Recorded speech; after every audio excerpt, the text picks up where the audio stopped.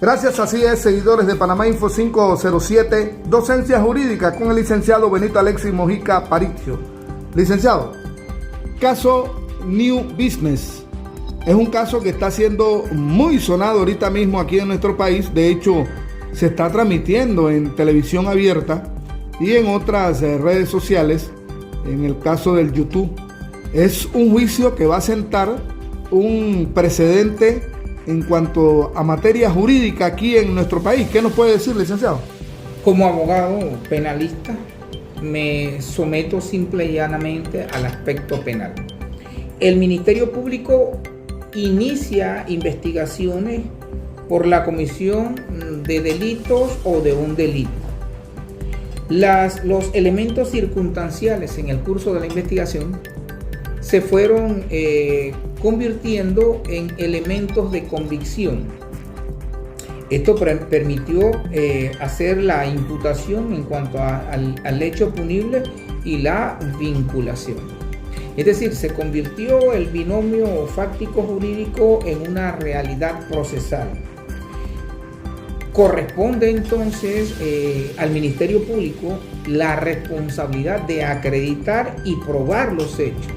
La carga de la prueba corresponde al Ministerio Público, tal y cual lo establece el artículo 72 del Código Procesal Penal.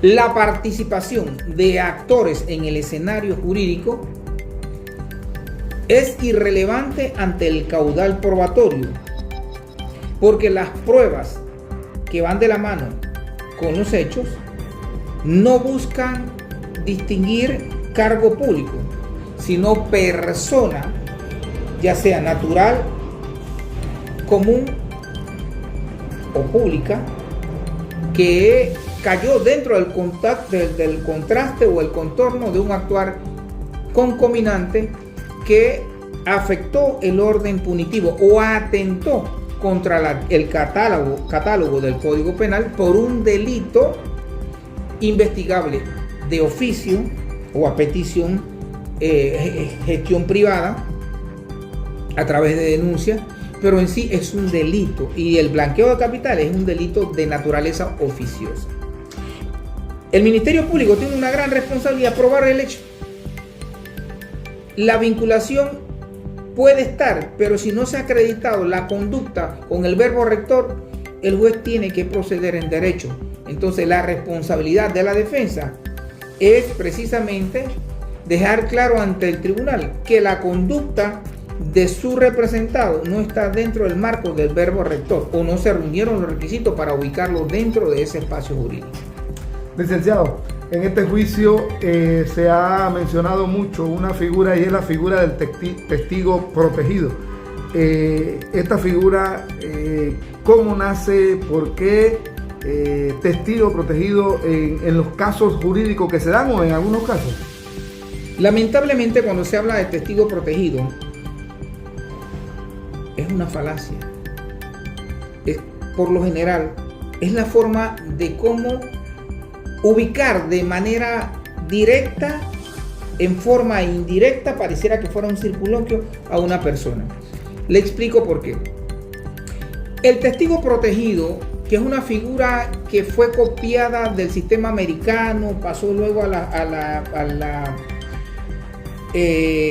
diríamos justicia italiana, y luego entra acá a Centroamérica y al resto de todos los países que ya tienen un corte de justicia como la nuestra, sistema penal acusatorio. Fuimos los últimos que lo adoptamos. Es un testigo que usted lo ha dicho, protegido, pero protegido de qué. Mire, con el mayor respeto, cuando el Ministerio Público trae un testigo protegido, es porque precisamente no tiene nada. Entonces, ¿vas a proteger de qué? Porque la doctrina, las enseñanzas que nos dan en las aulas de clase es que se tiene que confrontar el testimonio de la voluntad de esa persona. ¿Quién dice fuiste tú? ¿Proteger de qué? Si está en la justicia, ¿qué le va a pasar si él está dentro de la justicia? Protegido por la justicia y declarando en favor de la justicia.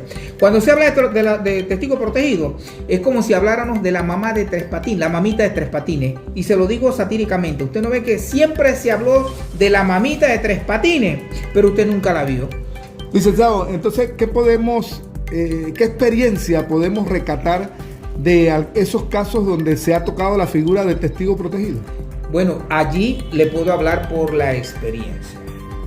La experiencia del testigo protegido es siempre un testigo que por lo general es policía, es de IJ, pertenece diríamos, a la seguridad del Estado, y lo introducen como un testigo porque a él lo preparan para aquello, y de igual manera te lo disfrazan, le ponen peluca, silueta, te lo ponen en una pantalla, porque lo que tratan de ubicar con un testigo protegido es un actuar doloso, que es lo que busca la ley, ese verbo rector. Entonces, siempre que se habla de un testigo protegido, por lo general se habla de un testigo que se inventa y se le pone la protección para darle lo que se llama la representación legal. Porque si estamos ante una justicia en derecho, como debe ser, ¿para qué proteger a alguien si la palabra de lo que él dice no es palabra de Dios? Te salvamos, Señor. ¿O que acaso la Constitución dice que se tiene que darle valor solamente a los testimonios de los testigos protegidos?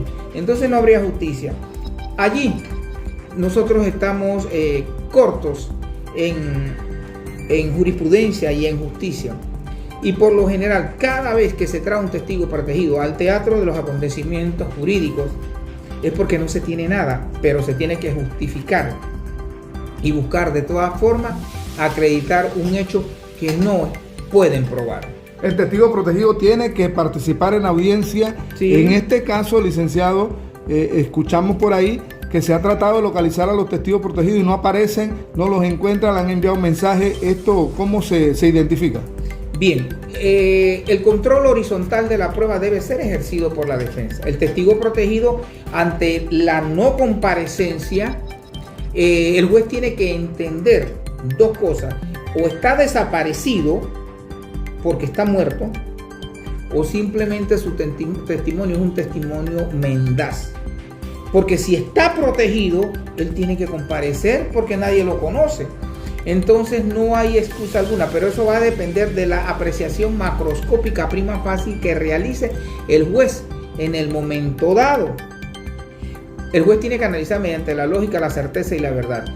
Ponderar el testimonio de un testigo protegido que no va a sustentar ante el tribunal las afirmaciones de sus hechos que entregó a un fiscal, es ir contra el principio de igualdad de las partes, porque se lo dijo al fiscal a escondida. ¿Y cómo sé yo que lo que le dijo al fiscal era la verdad y el fiscal no me inventó? Por eso que no tiene fuerza legal el testimonio de un testigo protegido que no comparece a ratificar lo que dijo. Estamos hablando entonces de un testigo inventado.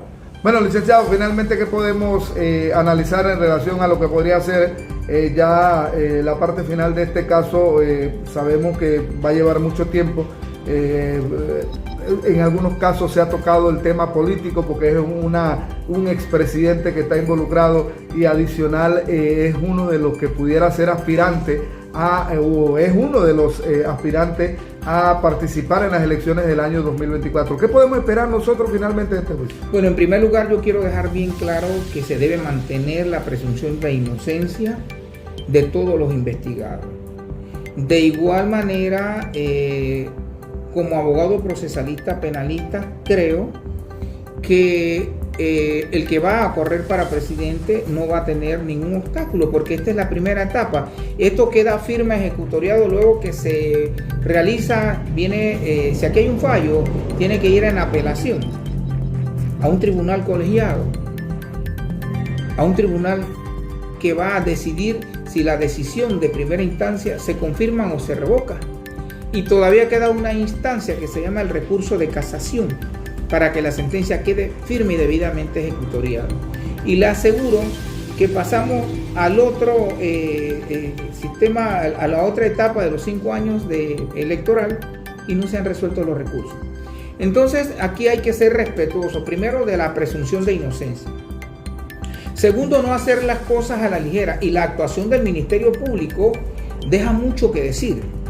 Yo soy muy respetuoso del derecho, y se tiene que respetar la presunción de inocencia de todos los allí llamados imputados y ahora acusados, que están siendo juzgados por el sistema mixto inquisitivo.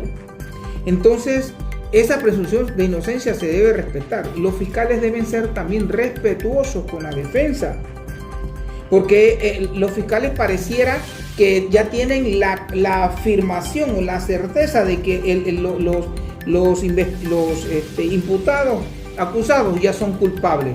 Entonces el orden debe ser normal y formal, respetar. El Ministerio Público tiene que entender que tiene inocentes, no culpables, y que tiene que probar la culpabilidad, no asumir la culpabilidad por el poder que ejercen por el hecho de ser fiscales. Tienen que dar el ejemplo y el respeto, porque ellos como fiscales también representan a esos acusados.